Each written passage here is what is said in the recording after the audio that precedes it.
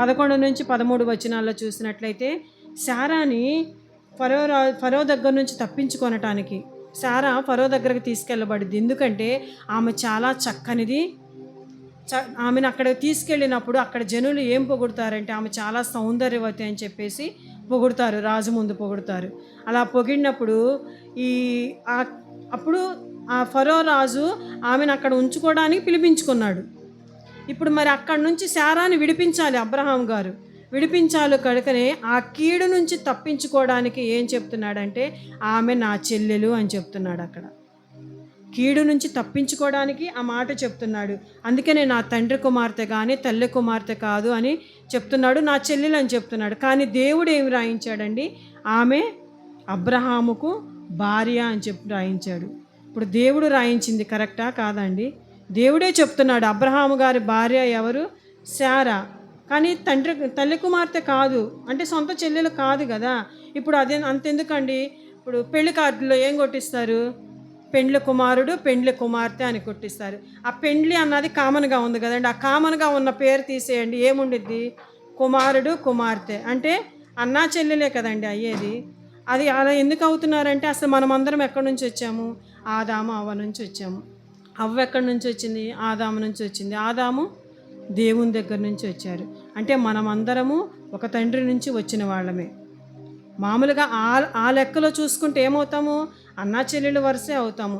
ఆ ఉద్దేశంతో చెప్పాడు. అంతేకాకుండా ఫరో రాజు నుంచి తన భార్యను రక్షించుకోవడానికి చెల్లెలన్న మాట చెప్పాడు.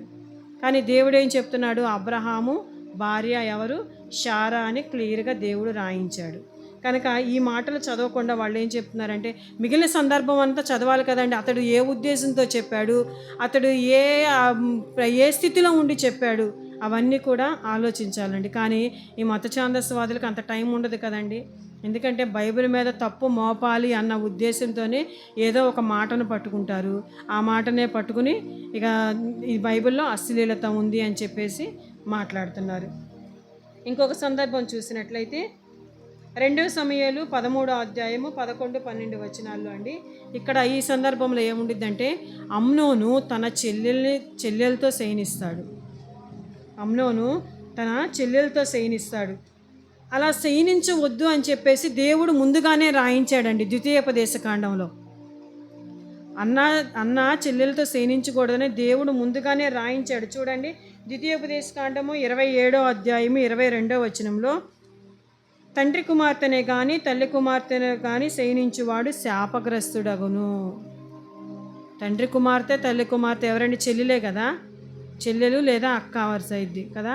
వాళ్ళతో శయనించి వాళ్ళు ఏమవుతారంట, శాపగ్రస్తులు. దీని ప్రకారము ఏమైందండి, దీని ప్రకారము చెల్లిని చెరపకూడదు కదా. దేవుడు ముందుగానే వ్రాయించాడు కదా. దేవుడు చేసిన చట్టాన్ని ఏం చేశాడు, అమ్నోను అతిక్రమించాడు. దేవుడు చేసిన చట్టాన్ని అమ్నోను అతిక్రమించాడండి. ఈ విషయాన్ని మనకు తెలియచేయుటకు దేవుడు ఈ సందర్భం రాయించాడే కానీ అన్న చెల్లెలతో శయనించమని కాదండి అక్కడ రాయించింది.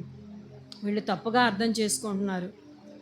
ఈ సందర్భం మనకు తెలియాలి అంటే అమ్నోను ఇలా చేశాడు, లోకంలో ఇక్కడ ఇలాంటిది ఎక్కడ జరగకూడదు అన్న ఉద్దేశంతోనే దేవుడు వ్రాయించాడు. కానీ అన్న చెల్లెలతో శయనించమని తప్పు చేయమని కాదండి ఇక్కడ మన కోసము రాయించింది.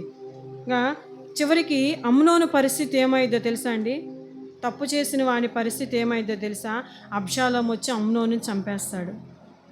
అబ్షాలోము కూడా సహోదరుడేనండి. అబ్షాలోము వచ్చేసి అమ్నోన్ని చంపేస్తాడు. చివరికి అమ్నోను స్థితి ఏమైంది, తప్పు చేశాడు కనుకనే మరణం వచ్చింది. చచ్చాడు కదండి, మరణం వచ్చింది. కనుక తప్పు చేసిన వారిని దేవుడు ఎప్పటికీ విడిచిపెట్టడు.